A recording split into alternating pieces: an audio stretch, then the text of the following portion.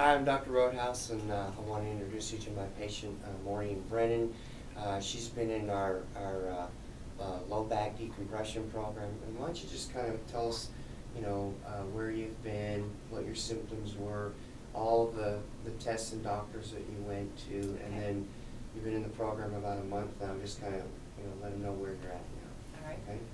Well, I'm a registered nurse, and approximately a year and a half ago, I had an incident at work that resulted in some low back pain. So I had been seeing another chiropractor for problems previously, so I sought his advice about this pain and went through a few sessions with him, didn't notice any improvement, and the pain was continuing to get worse. Where was the pain? The pain was mostly in the lower back, but the majority of the pain was in my hip area and down, radiating to my left leg. Okay, how far down the leg? All the way down the leg. Okay, all right. To my toes. Okay. So I thought I should seek medical attention. Sure. So I contacted my physician, who ordered an MRI of the lower back, and this revealed a lumbar herniation at the L4 and 5 level, and that was diagnosed as the cause of my pain, was a herniated disc. So he referred me to a orthopedic surgeon, and the orthopedic surgeon recommended a series of physical therapy and epidural cortisone injections. Okay. So over the course of the next couple of months, I went through a series of physical therapy exercises 3 to 4 times a week. And then over the next couple of months, I also had 3 epidural cortisone injections into my lumbar spine. And how did that do? Did not really receive any benefit from the cortisone injections. Okay. I did find that the physical therapy was more helpful, and I actually went and purchased some of the equipment that we used in physical therapy and started doing it at home. And it was beneficial, but I wouldn't say that it was not by leaps and bounds by any means. But I continued to do that, and after I completed the physical therapy sessions at the physical therapy institution and the epidural injections, I went back to both physicians, and both of them's response was basically to just learn to deal with it, and that there wasn't anything more they could do.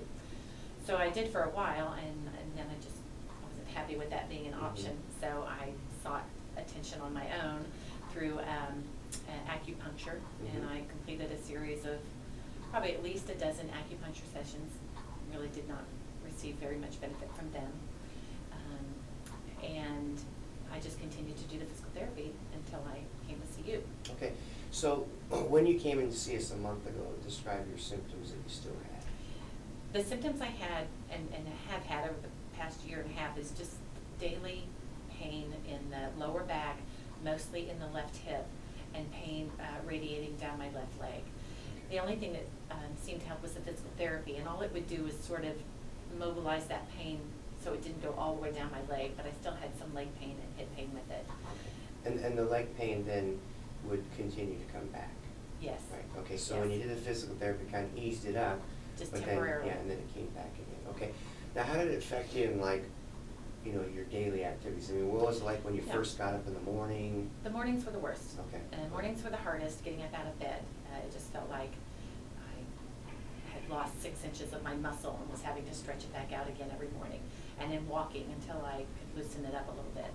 And then just simple things like bending over to tie my shoes, or working in the garden, just bending over to pick up something, twisting a wrong way just would result in shaking pain. And what about like when you coughed or sneezed? I mean, coughing and sneezing also resulted in pain.